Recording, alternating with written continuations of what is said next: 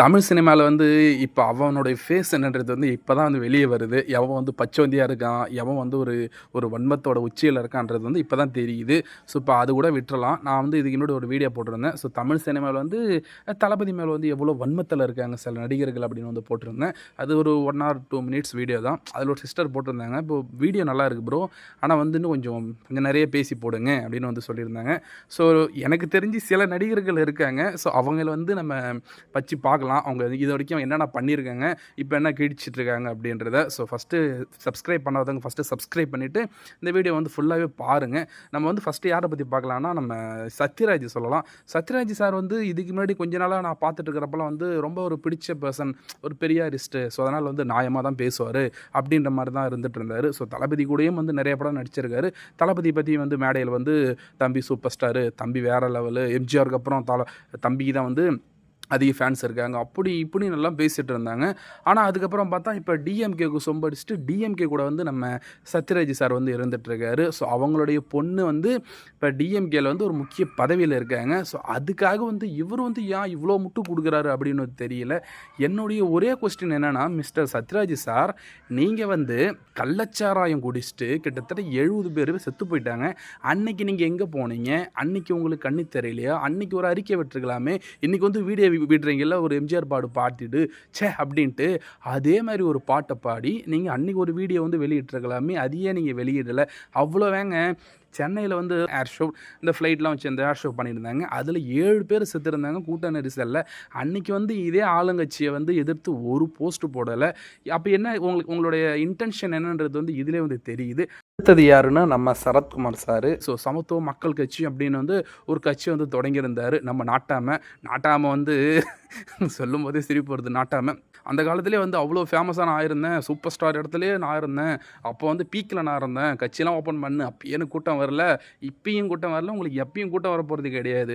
கொஞ்ச நாள் வந்து டிஎம்கேல இருந்தீங்க. அதுக்கப்புறம் வந்து இப்போ என்ன பண்ணிட்டீங்க, பிஜேபியில் வந்து மொத்த கட்சியும் கலைச்சிட்டு போய் நீங்கள் அங்கே இருந்துட்டு இருக்கீங்க. வாரிசில் ஆடியோ லான்ச்சில் என்னென்ன பேசுனீங்க விஜய் பற்றி? விஜய் வந்து சூப்பர் ஸ்டார் உச்சத்தில் இருக்கார், அவருக்கு அவ்வளோ ஃபேன்ஸ் இருக்குது, அப்படி இப்படின்னு சொன்னீங்க.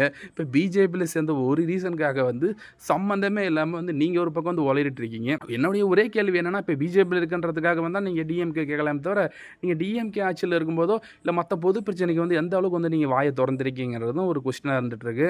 அதே மாதிரி வந்து நம்ம கார்த்தி அண்ணன் வந்து நம்ம சிவகுமார் ஃபேமிலி. ஸோ, சிவகுமார் ஃபேமிலியை பற்றி நான் சொல்லி தெரிய வேண்டியதில்லை. அவங்க வந்து டிஎம்கேக்கு வந்து எவ்வளோ க்ளோஸாக இருக்காங்க அப்படின்னு வந்து தெரிய வேண்டியது கிடையாது. பல வருஷமாகவே வந்து டிஎம்கே ஜாதகமாக தான் இருந்துகிட்ருக்காங்க. ஸோ, இதுக்கு முன்னாடி வந்து எடப்பாடி பழனிசாமி ஆச்சு. அதில் வந்து நிறைய துப்பாக்கிச்சூடு நடக்கும்பொழுது அந்த ஆட்சியில் குறை இருக்கும்போதெல்லாம் வந்து நம்ம சூர்யா சாரே வந்து அறிக்கை மேலே அறிக்கையாக விட்டுட்டு இருப்பார். ஆனால் வந்து அந்த டிஎம்கே ஆட்சி வந்ததுலேருந்து எங்கே சூர்யா சாரை காணவில்லை என்ற ரேஞ்சுக்கு தான் இருந்துகிட்ருக்கு. ஏன்னா இந்த ஆட்சியில் அவ்வளோ ஆணவ கொலை நடந்துகிட்ருக்கு. ஆணவ கொலை பீம் படத்தில், ஜெய் பீம் படத்தில் வந்து அவ்வளோ டயலாக் பேசினவர் வந்து நிஜத்தில் அவ்வளோ குற்றங்கள் நடக்குது. அதுக்கு வந்து வாய் திறந்து ஒரு அறிக்கை விடலை. இந்த ஆட்சியை எதிர்த்து வந்து ஒரு வார்த்தை வந்து பேசவும் கிடையாது. கோயிலை பற்றிலாம் பேசுனாங்க, மற்ற விஷயங்கள்லாம் வந்து பேசுகிறாங்க. அதேமாதிரி வந்து கள்ளச்சாராயம் மரணத்தை பற்றி வாயுமே திறக்கலை. அதேமாதிரி வந்து சென்னை மெரினாவில் நடந்த அந்த ஏர் ஷோ பற்றியுமே வந்து இவருமே வந்து வாய் திறக்கவே கிடையாது. இப்போ வந்து ஆணவ கொலை நடந்துச்சு, அதுக்கும் எதுவும் வாயும் திறக்கவே கிடையாது. தமிழ்நாட்டில் நடக்கிற எந்த ஒரு பிரச்சனைக்கும் வாய் திறக்கிறதே கிடையாது. ஆனால் கார்த்தி சார் வந்து நேற்று தான் அவருக்கு வந்து கண்ணு திறந்து நேற்று தான் அந்த போஸ்ட்லாம் பார்த்துட்டு வந்து பேசிகிட்டு இருக்காரு. எனக்கு வந்து மனசு வெடிச்சிருச்சு, ரொம்ப கஷ்டமாக இருக்குது அப்படின்ட்டு. கள்ளச்சாராயம் அந்த ஒரு விஷயம் நடக்கும்போது எங்கே சார் போனீங்க நீங்களும்? உங்கள் குடும்பம் எங்கே போச்சு? இப்போ மட்டும் ஏன் இப்படி நீலிக்கண்ணி விட்டுட்ருக்கீங்க நீங்கள்? அதே போல் வந்து நம்ம விஷால் சார் வந்து எப்பயுமே வந்து ஸ்பெஷலு. ஏன்னா அவரே அப்போ என்ன மாதிரி பேசுவார். அவருக்கு வந்து ஒரு நல்ல மூடில் இருக்கால, எந்த திங்கிங்கில் இருக்காருன்றது யாருக்குமே தெரியாது. பல வருஷமாகவே வந்து வேறு மாதிரி தான் பேசிகிட்டு இருப்பார். நம்ம ஒன்று கேள்வி கேட்டால் அதே மாதிரி விஜய் வந்து என்ன பண்ணுறாரோ அதை ஃபாலோ பண்ணிட்டு போவார். விஜய் வந்து ரோட்டில் சைக்கிள் ஓட்டிகிட்டு போனாருன்னா அவரும் சைக்கிள் ஓட்டிகிட்டு போவார். விஜய் பின்னாடி ஒரு கூட்டம் போகும், இவர் பின்னாடி ஒரு நாய் கூட போகாது. அதுதான் ரியாலிட்டி. ஸோ, விஜய் என்ன பண்ணுறாரோ அதையும் வந்து நான் பண்ணுறேன், நானும் ரவுடி தான் அப்படின்ற மாதிரி வந்து இவர் பண்ணிகிட்டு இருப்பார். நடிகர் சங்கத்தில் தலைவராக இருந்தார். இவ்வளோ இந்த விஷயங்கள் கூட ஒன்றும் பிரச்சனையே இல்லைங்க. அவர் வந்து ஆர்கே நகரில் வந்து நான் நிற்க போகிறேன் அப்படின்னு வந்து போயிருந்தார். அங்கே போகும்போது அவருடைய ஃபார்மை கூட அவருக்கு ஃபுல் பண்ண தெரியலை. அந்த ஃபார்மே தப்பாக அடிச்சதால் வந்து அதை ரிஜெக்ட் பண்ணி அவர் வந்து தூக்கி போட்டாங்க. ஒரு ஃபார்மே ஃபுல் பண்ண தெரியல, நீங்கள் வந்து எதுக்கு இங்கே பண்ணிட்டுருக்கீங்க அப்படின்ட்டு. அப்படிப்பட்ட ஆள் வந்து இன்றைக்கி வந்து ஒரு போஸ்ட் போட்டிருக்காரு, நான்சென்ஸ் அப்படின்ற மாதிரிலாம். சார் அந்த நான்சென்ஸ் தான் சார் கேட்குறேன். ஏன் நான்சென்ஸ்? ஏன் வந்து கள்ளக்குறிச்சி விஷயத்தில் வந்து ஏன் நான்சென்ஸ்? டிஎம்கே ஆட்சியில் வந்து நீங்கள் எதுவும் பண்ணலை, போகலை, எதுக்கு இவ்வளோ மக்கள் வந்து செத்து போயிட்டாங்க, ஏன் கள்ளச்சாராயத்தை வந்து ஒழிக்கலை அப்படின்ற மாதிரி வந்து நீங்கள் ஏன் போஸ்ட் போடலை அப்படின்னு வந்து மக்கள் வந்து கேட்டுட்ருக்காங்க. அது மட்டும் கிடையாது, ரீசெண்டாக வந்து நிறைய ஆணவ கொலை நடந்துச்சு. அதுக்கு எதிராக வந்து ஏன் வாய்ஸ் ரைஸ் பண்ணவே இல்லை அப்படின்ற மாதிரி வந்து கேட்டுட்ருக்காங்க. அதற்கு உங்களுடைய பதில் என்ன சார், விஷால் சார் அப்படின்னு வந்து எல்லாரும் கேட்குறாங்க. அதுக்கு ஏதாவது நீங்கள் ஒரு பதில் சொன்னீங்களா? அதே மாதிரி வந்து வடிவேலு பற்றிலாம் பேசணுமான்றதே வந்து அவ்வளோ யோசனையாக இருக்குது. ஏன்னா அவ்வளோ ஒர்ஸ்டான ஒரு பர்சன். எல்லாருமே வந்து கழுவி ஊற்றிட்டாங்க. கேப்டன் விஜயகாந்த் அவர் அரசியலில் இருக்கும்போதே வந்து அவரை எந்த அளவுக்கு வந்து கஷ்டப்படுத்த முடியுமோ, எந்த அளவுக்கு வந்து அசிங்கப்படுத்த முடியுமோ அந்த அளவுக்கு பேசின ஆள். ஆனால் பதிலுக்கு விஜயகாந்த் சார் வந்து அவரை பதிலுக்கு எந்த வார்த்தையுமே பேசினது கிடையாது.